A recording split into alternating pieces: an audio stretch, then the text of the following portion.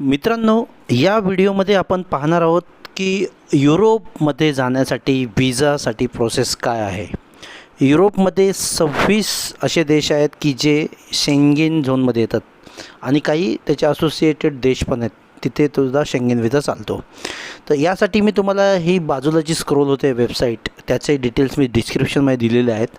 त्याच्यामध्ये तुम्हाला युरोपमध्ये एंटर होण्यासाठी शेंगेन व्हिसा काढण्यासाठी काय काय डॉक्युमेंट्स लागतील याची सगळी यादी दिली आहे. सर्वप्रथम तुम्हाला डिसाईड करायचं आहे की कोणत्या देशात तुम्ही जाणार आहे आणि काय काय फिरणार आहे, त्याची आयटिनरी तुम्हाला डिसाईड करावी लागेल. त्यासाठी वेगवेगळ्या वेबसाईटवर जावा आणि आयटिनरी पहिली डिसाईड करा. 7 दिवस, 10 दिवस, 15 दिवस, प्रत्येक दिवशी मी कुठे जाणार, काय करणार, याचे पूर्ण डिटेल तुम्ही कुठेतरी लिहून घ्या व्यवस्थित.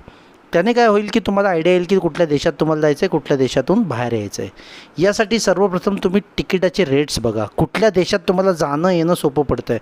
मॅक्सिमम तिकीट स्वस्त कधी पडतात जेव्हा तुम्ही त्याच सिटीमध्ये जाता किंवा कंट्रीमध्ये जाता आणि तिथूनच परत येता.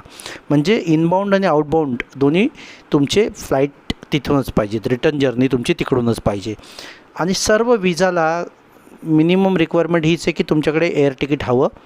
मग ते लोक सांगतात की बरेच लोक की एअर तिकीट तुम्ही कन्फर्म एअर तिकीट काढू नका, रिफंडेबल काढा किंवा त्याची नुसती कन्फर्मेशन हे द्या.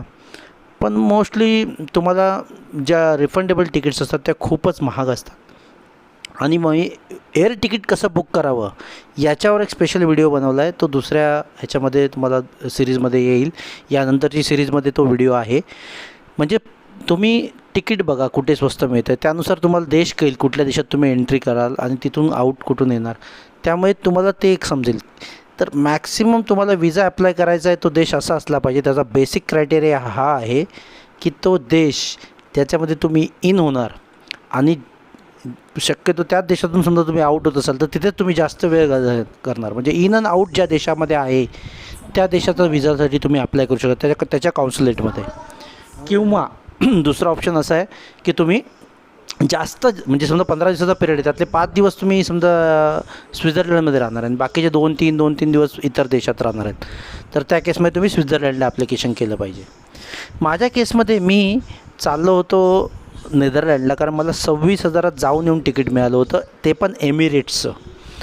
त्यामुळे मी 25 सप्टेंबर 2018ला इथून गेलो आणि बरोबर 30 दिवसांनी माझं रिटर्न तिकीट होतं. जवळजवळ 24 ऑक्टोबर 2018ला मी रिटर्न येणार होतो. तर त्यासाठी मला नेदरलँडचं हे करावं लागलं, कारण मी नेदरलँडला इन अँड आऊट माझं नेदरलँडमधून होतं आणि मी जास्त दिवस नेदरलँडलाच राहणार होतो. त्यामुळे मी VFS ग्लोबल, कारण नेदरलँड स्वतःच्या कॉन्सुलेटमधून व्हिसा, टुरिस्ट व्हिसा प्रोव्हाइड करत नाही. त्यामुळे ही वेबसाईट तुम्हाला लेफ्ट साईडला दिसत असेल, त्याच्यावर मी तुम्हाला डिस्क्रिप्शनमध्ये लिंक देईल. त्याच्यामध्ये बघा, आपला व्हिसा टाईप तर आपल्याला माहिती आहे, आपल्याला टुरिझम व्हिसा घ्यायचा आहे 90 दिवसाचा.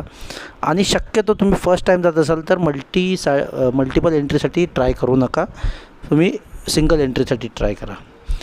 आणि तुम्ही व्यवस्थित हे एक बघितलं की तुम्ही टुरिझमसाठी जसं क्लिक केलं मी आता इकडे VFS ग्लोबलला, तर तो सांगतो की काय काय तुम्हाला पाहिजे. तर आपल्याला ह्यात ऑप्शन्स येतात बरेचसे की व्हिसा फीस किती आहे. तर व्हिसा फीस रफली 60 युरोपासून 90 युरो. आता हल्ली त्याचे रेट चेंज झालेले आहेत की 200 युरो वगैरे, मला वाटतं काहीतरी आता नवीन फीचं स्ट्रक्चर तयार झालं आहे.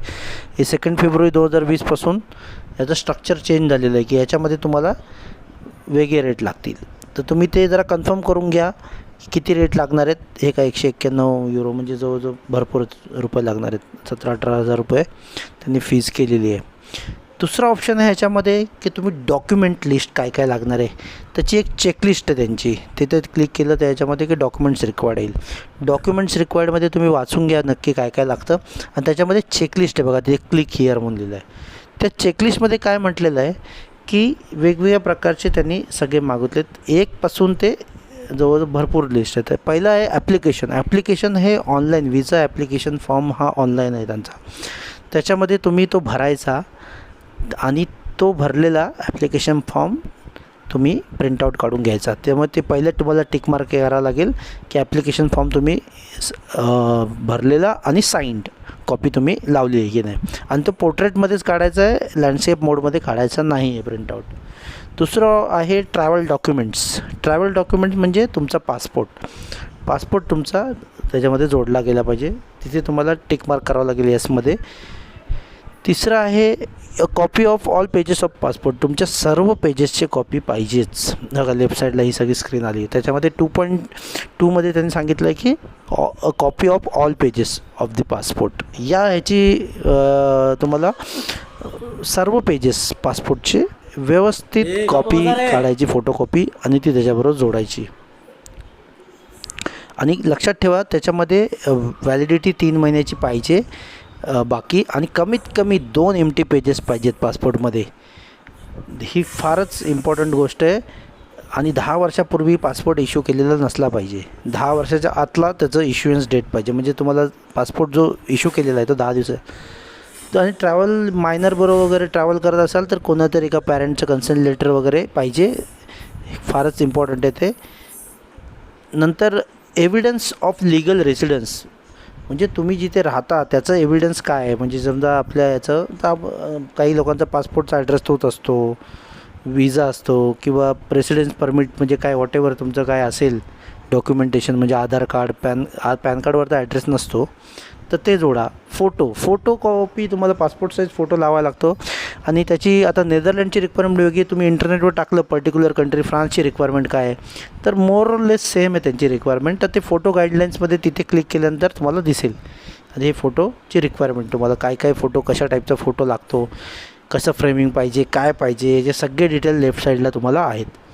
प्रूफ ऑफ ट्रॅव्हलमध्ये तुम्हाला काय लागतं की तुम्ही तिकीट काढलेलं आहे तर ते रिटर्न राऊंड तिकीट तुम्हाला दाखवावं लागतं.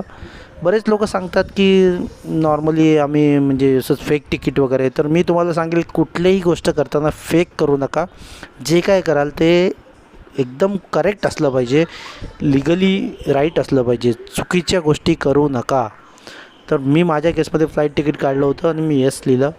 नंतर प्रूफ ऑफ लॉजिंग, म्हणजे तुम्ही हॉस्टेलमध्ये राहणार आहे, तुम्ही कोणत्या फ्रेंडकडे राहणार आहे तर फ्रेंडचं एक काय लेटर त्याचा तर EUचं नंबर असेल, युरोपियन युनियनचा काय नंबर असेल त्याचं सगळं द्यावं लागेल तुम्हाला, त्याचे सगळं कॉन्टॅक्ट डिटेल्स वगैरे सगळं द्यावं लागेल. त्यापेक्षा तुम्ही लॉजिंगमध्ये किंवा कुठल्या हॉस्टेलमध्ये राहणार आहे, हॉटेलमध्ये राहणार आहे, त्याचे प्रिंटआउट्स लावले पाहिजेत त्याचे कन्फर्मेशनचे. शक्यतो पेड असतील तर खूपच छान. पण काही लोक नॉर्मल booking.com वगैरे हॉस्टेल वर्ल्डमध्ये वगैरे तुम्ही नॉमिनल फीजमध्ये पण बुकिंग कन्फर्म दाखवू शकता. नंतर मग तुम्हाला लागतो नेक्स्ट आहे ऑर्गनाइज ट्रिप वगैरे असेल तर त्याचं ट्रॅव्हल एजंटकडून पण पूर्ण डिटेल मिळतो, ते पण ते लोक व्हॅलिड करतात. मोस्टली हे सोलोला जास्त तकलीफ आहे. जर तुम्ही एखाद्या ट्रॅव्हल एजंटकडे थ्रू जाणार असाल, म्हणजे एखाद्या मोठ्या पॅकेज टूर थ्रू, तर हे सगळं त्यात कवर होतं. कारण एक तुम्ही पॅकेज टूर थ्रू जात असता, एका ग्रुपमध्ये जात असता, त्यामुळे तुम्हाला विजा मिळण्याचे चान्सेस खूप पटीने वाढतात. प्रूफ ऑफ फायनान्शियल मीन्स हा एक महत्त्वाचा आहे. त्याच्यामध्ये ओरिजिनल प्रायव्हेट गव्हर्मेंट बँकचे स्टेटमेंट लागतं तुम्हाला.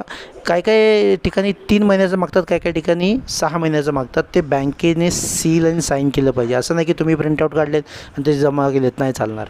तुम्ही बँकेत जा, त्यांना सांगा मला 3 महिन्याचे बँक स्टेटमेंट पाहिजे, त्याच्यावर बँकेचं प्रॉपर सील वगैरे मारून घ्या आणि ते लावा. इन्कम टॅक्स रिटर्न लास्ट 2 इयरचे असेसमेंट मोस्ट ऑफ द ठिकाणी लागतात, काही ठिकाणी 1 वर्षाचे लागतात. माझ्या केसमध्ये 2 वर्षाचे लागले, ते मी घेतले होते. आणि नंतर pay slip for last 3 months तुमच्याकडे असेल तर चांगली गोष्ट आहे. एम्प्लॉयमेंट कॉन्ट्रॅक्टचं काय असेल, समजा तुमचं कंपनीबरोबर म्हणजे तुम्हाला अपॉइंटमेंट लेटर दिलं असेल त्याची कॉपी लावा. आणि एम्प्लॉयरचं स्टेटमेंट तुमचे म्हणजे नो ऑब्जेक्शन सर्टिफिकेट लीवसाठी वगैरे किंवा लीव त्याचं सगळं लावावं लागेल तुम्हाला. आणि तुम्ही स्वतः सेल्फ एम्प्लॉयड असाल, कंपनी ओनर असाल, तर तुम्हाला कंपनीचं GST सर्टिफिकेट लावावं लागेल. आणि स्पॉन्सर तुम्हाला कोणी स्पॉन्सर म्हणजे काय की तुमच्याकडे पैसेच नाही आहेत, म्हणजे तुमच्या बँक अकाउंटमध्ये तुम्ही बँक स्टेटमेंट लावलं पण तुमच्या बँक अकाउंटमध्ये सफिशियंट फंडच नाही आहेत की तुम्ही तुमची ट्रिप स्वतः तुम्ही हे करू शकत नाही. तर त्या ठिकाणी तुम्हाला स्पॉन्सर लागतो. तुमची बायको स्पॉन्सर असू शकते, तुमचे वडील स्पॉन्सर असू शकतात, किंवा तुमचं कोणी जवळचं नातेवाईक वगैरे असू शकतो. पण त्याचं सगळं फायनान्शियल सगळे डॉक्युमेंट तुम्हाला लागते, IT रिटर्न हे, आणि त्यांचं एक कवरिंग लेटर पण लागेल की बाबा मी याला स्पॉन्सर करतो आहे, काय गरज लागेल ते सगळे पैसे मी देईन वगैरे असं त्याचं. आणि त्याचे सगळे फायनान्शियल डॉक्युमेंट्स लागतील. तर आणखीन एक महत्त्वाची गोष्ट म्हणजे काय की किती पैसे बसले पाहिजेत बँकेच्या अकाउंटमध्ये. तर बरेचसे लोक तुम्ही जर हे सगळं हे केलेलं असेल म्हणजे ट्रेनचं तिकीट वगैरे, समजा तुम्ही युरोपला चालले ते युरोपियन रेल्वेचा पास काढलेला असेल, EU पास बोलतात त्याला, तर तो युरोपियन रेल्वेचा पास काढला असेल तर तो पास काढला, युरेल पास बोलतात त्याला बेसिकली, तो जर काढला असेल तर तुमचा प्रॉब्लेमच नाही, मग तो पासची कॉपी पण लावू शकता तुम्ही. माझ्या केसमध्ये तो मी काढला होता, पण सांगेल मी ती 32,000ची एक रफली मला पडला होता तो. इंडियामध्येच तुम्ही युरेल पास काढू शकता, तुम्ही इथेच बुक करावा लागतो. तो जर काढला असेल तो पण लावा, तो फायदेशीर आहे. अशा प्रकारे तुम्ही सर्व डॉक्युमेंट्स इथे व्यवस्थित लावा, कधीही तुम्हाला काही प्रॉब्लेम येणार नाही. तुम्ही जर व्यवस्थित लावलं असेल सगळे डॉक्युमेंट्स तर तुमचा विजा येईल. मला पण असंच वाटलं नेदरलँडला विजा येईल, पण माझा झाला रिजेक्ट. आणि मला त्यांनी सांगितलं की तुम्हाला विजा देऊ शकत नाही, कारण तुम्ही परत याल अशी आम्हाला गॅरंटी वाटत नाही. त्यामुळे मी, कारण माझी ट्रॅव्हल हिस्ट्री होती थोडीफार, म्हणजे मी त्याआधी मलेशिया, थायलंड, तैवान, नायजेरिया वगैरे असे बरेचसे कंट्री जाऊन आलेलो, तरी पण माझा विजा रिजेक्ट झाला. त्याचं कारण असं होतं की त्यांनी मला दिलं की तुम्ही परत याल असं वाटत नाही, तर मी व्यवस्थित परत ॲप्लिकेशन केलं, त्याच एम्बेसीला केलं. बऱ्याच लोकांनी सांगितलं की दुसऱ्या करा, तिकडे तुम्हाला मिळेल, पण मी त्याच एम्बेसीला केलं आणि त्यांना स्पष्ट सांगितलं की असं असं माझा विजा रिजेक्ट झाला होता, आणि मी सर्व परत डॉक्युमेंट व्यवस्थित लावले आणि व्यवस्थित विजा अप्लाय केला. आणि यावेळेस मात्र मी मागच्या चुका स्पष्टपणे टाळल्या. काय मी चुका टाळल्या तर सांगतो तुम्हाला. तर मी यावेळेस ॲप्लिकेशन करताना व्यवस्थित सर्व फंड्स, माझे सर्व अकाउंटचे जेवढे होते स्टेटमेंट ते व्यवस्थित लावले. आणि मी माझ्या वाईफला पण स्पॉन्सर ठेवलं की तिचे पण अकाउंटमध्ये पैसे होते, त्यामुळे तिलाही स्पॉन्सरशिप लेटर लावलं व्यवस्थित. त्याच्यानंतर मी पहिल्यांदा युरेल पास नव्हता काढला, म्हणजे इंटरनली मी काय फिरणार आहे त्याची क्लॅरिटी नव्हती त्यांना. मग मी फक्त आयटिनरी बनवून पाठवली होती की मी या दिवशी इकडे असेल तिकडे असेल. तसे माझं हॉटेल बुकिंग पण मी Booking.com केलेलं, कुठलीही फी भरलेली नव्हती. नंतर मी प्रॉपर हॉस्टेल वर्ल्डमधून बुकिंग केल्या सर्व, आणि पैसे पण भरले बऱ्यापैकी, आणि युरेल पास काढला 32,000 रुपयाचा, की अंतर्गत फिरण्यासाठी मला 7 दिवसाचा युरेल पास मिळाला. नंतर मग मी काय केलं, आणखीन माझे प्रॉपर्टी डॉक्युमेंट्स होते काही, त्याचे मी व्यवस्थित लिंक्स वगैरे त्या आयटिनरीमध्ये दिल्या, तिथे व्यवस्थित दाखवलं. प्रॉपर्टी नंबर टाकला, कॉन्टॅक्ट नंबर टाकला यांचा, TMC ऑफिसरचा वगैरे, म्हणजे बऱ्यापैकी डिटेल्स देऊन टाकले त्यांना की बाबा माझे इथे टाईज आहेत. माझ्या मुलांची शिक्षणाचे डिटेल दिले, मुलं कोणत्या शाळेत आहेत, कुठे आहेत, त्यांचे डिटेल्स लावले. सो दॅट तो एक स्ट्रॉंग हे झालं की बाबा ह्याचे इकडे टाईज आहेत आणि हा परत येणार इकडे जाऊन, कारण सरळ पहिल्यांदा युरोपमध्ये जातो आहे ते पण 30 दिवस, तर हा माणूस परत येईल की नाही हे त्यांना इन्शुअर करायचं असतं. Netherland one of the tough embassy आहे विजा घेण्यासाठी, पण माझं तिकीट आणि माझा जास्त स्टे तिकडेच असते, त्यामुळे मला तिकडेच अप्लाय करायला लागलं. आणि ते बरंच झालं, मी सेकंड टर्ममध्ये अप्लाय केला. व्यवस्थित सर्व डॉक्युमेंट्स, सर्व आयटिनरी वगैरे व्यवस्थित रिव्ह्यू केल्या, पुन्हा नव्याने आयटिनरी वगैरे व्यवस्थित बनवल्या, त्याला सपोर्टिंग बरोबर हॉटेल वगैरेचे एक पण दिवस खाली सोडायचं नाही मित्रांनो. तुम्ही सांगाल की मी या दिवशी रात्री प्रवास करेल म्हणून त्या दिवशी हॉटेल बुकिंग नाही करणार, तर ते चुकीचं आहे.